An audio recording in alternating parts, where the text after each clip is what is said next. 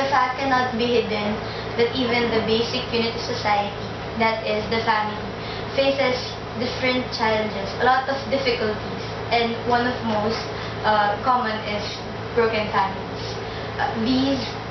These kind of problems does not only affect the parents but also the children. So now we have an expert, which will discuss to us the effects of having a broken family to the child's emotional and psychological development. She graduated BS Psychology from the Ateneo de Manila University, and received her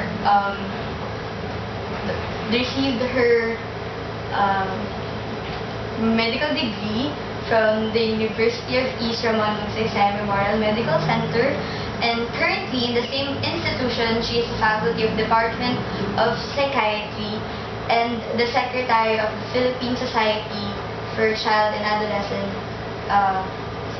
Psychiatry. So we have Dr. Maria Selina Hizan Hermar. So good day, Dr. So to start our interview, may I ask you, how long have you been a psychiatrist? I've been in practice for about 13 years. Okay. So why did you choose this kind of field? I chose psychiatry as a specialty because I think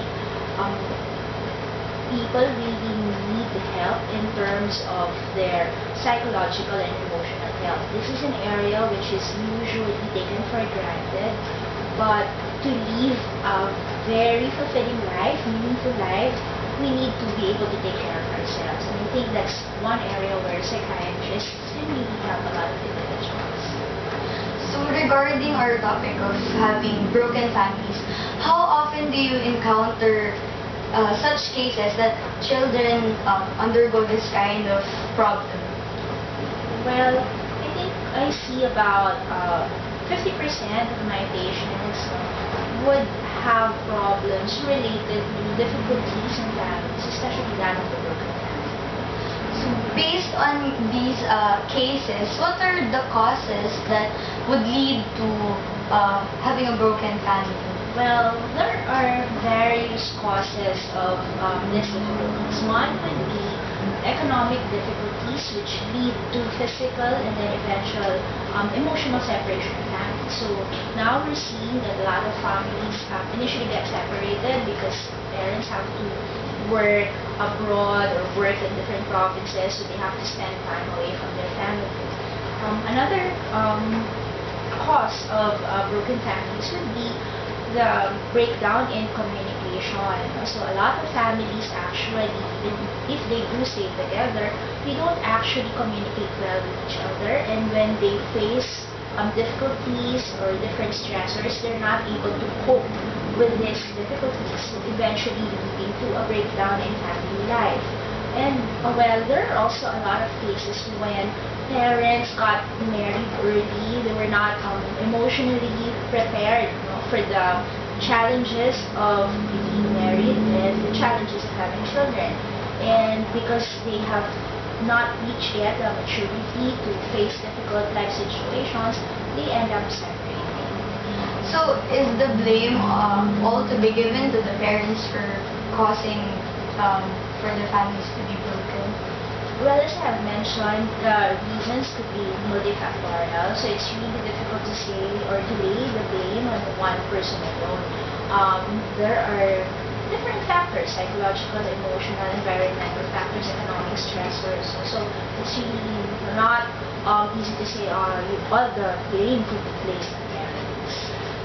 Okay, so when would you say would be the right time to tell the children about this kind of problem that their parents are going to separate?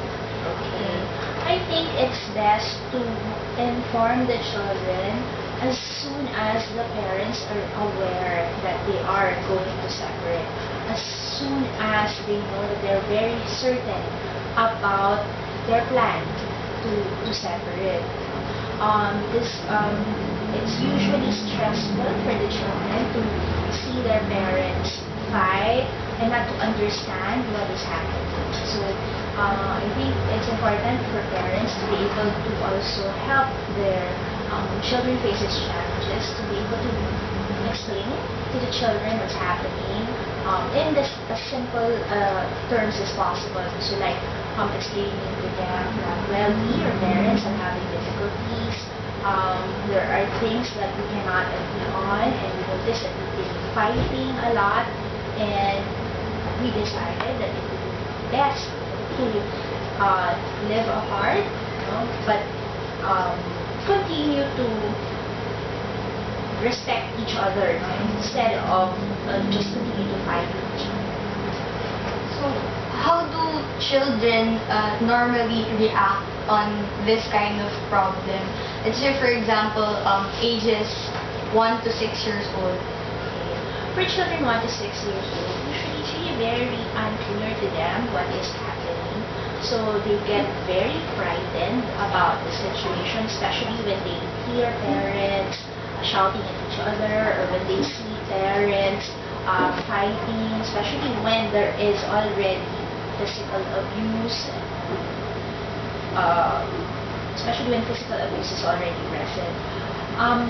So aside from being frightened, they may react by keeping quiet. There might be a decrease in appetite. You might see these kids having a lot of temper tantrums. So they express the stress they are experiencing through behavioral changes. How about those who are much older, like 7 to 12 years old? For 7 to 12 years old, usually this is the age when they are already in school, engaged in working in school, studying. So usually it's their grades which are affected. They lose the motivation to study. Instead of spending time with friends, they tend to go home, to stay alone, to isolate themselves, or they might actually engage in some oppositional behavior. So you might see them arguing with teachers. There might be reports about arguing with teachers, or there might be reports about engaging in fights or in bullying in school. And usually these behaviors are ways of calling attention to the stress that they are experiencing.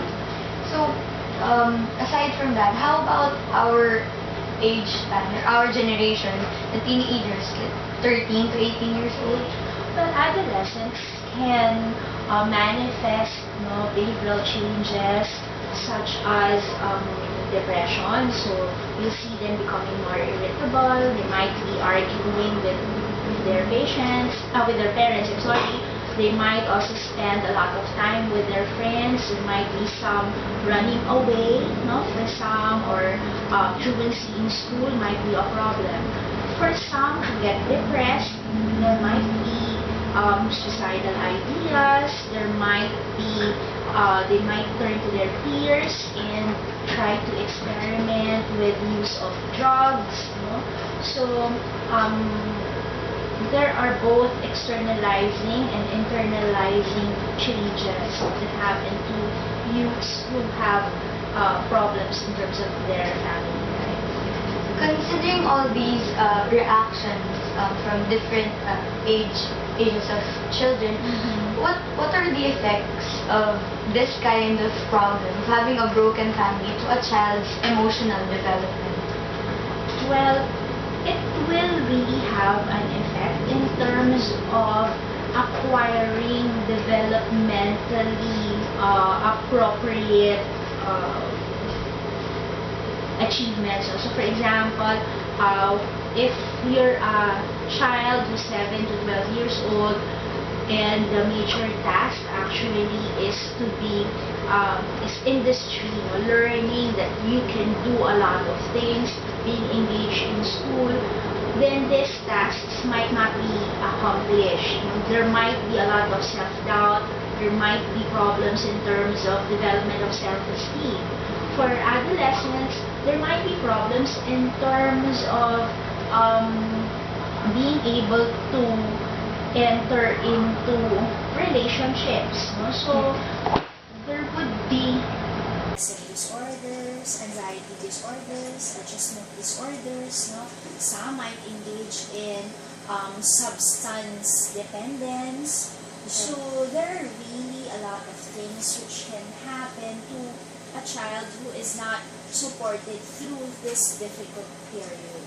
So, aside from emotional development of the children, of a child, how about the effect on the psychological development of the child? As I mentioned, there might be problems with self-esteem, there might be problems in terms of relationships, so there might be personality issues which might arise due to a lack of sense of trust and confidence in people who are supposed to really take care of you. So, considering that you have encountered such cases from your patients, what advices or solutions do you usually give to your patients, to the children? Approaches would differ. Usually for children, we do play therapy to help them resolve the issues or the emotional issues that they have. We help them understand what separation means, usually through stories. So there are stories for children like Mama's House, Papa's House, which inform children about what they might expect when they have parents who live apart and have already their own separate households. So we tell these children, as much as possible, the work is helping them understand what is happening and supporting the emotional effects. No? Kasi usually, they feel that they are to blame for the separation because they don't understand what's happening. So they tend to blame themselves, or these children need to understand also that parents can actually, that their parents will continue to love them despite the separation, that they can actually continue to trust that the parents will be present in their lives. So, what can be the possible solutions, if not to stop, but to avoid this kind of problem within our society? Well, can't really stop them. It's really bound to happen. There would be instances when parents will get separated. But I think what's really important is that as early as possible to equip individuals with communication skills so that when they are in relationships, they will be able to express themselves, be able to resolve differences. So aside from increasing communication skills, increasing problem-solving skills so that when problems arise, they don't just decide to go or abandon each other. Okay? Another thing which can be done to help would be to strengthen family ties. It's important to help families to spend time together, bond together, eat together, play together.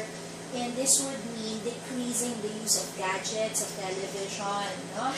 So people, when they are together, especially when the family is together, they should, when family members are together, they should talk and spend time getting to know each other. So this is how you build basic relationship skills. So, to wrap everything up, what advice would you give our generation today to avoid this kind of problems for our near future? I think what's important is that for teenagers like you, to be not to rush headlong into relationships. It's important for you to get to know yourself well, to know your strengths and weaknesses, what you can contribute in a relationship, to increase your skills in communication and problem solving, as I have mentioned, and then to think carefully, get to know your prospective boyfriend or husband, and if possible, when you're already in a relationship, to work towards gaining skills in terms of knowing what marriage means. So you really need to prepare yourself for marriage and its challenges so that you'll be equipped to have your own families in the future, to have a strong family life. So, thank you very much for helping us gain new learnings about this topic. Thank you very much. Thank you.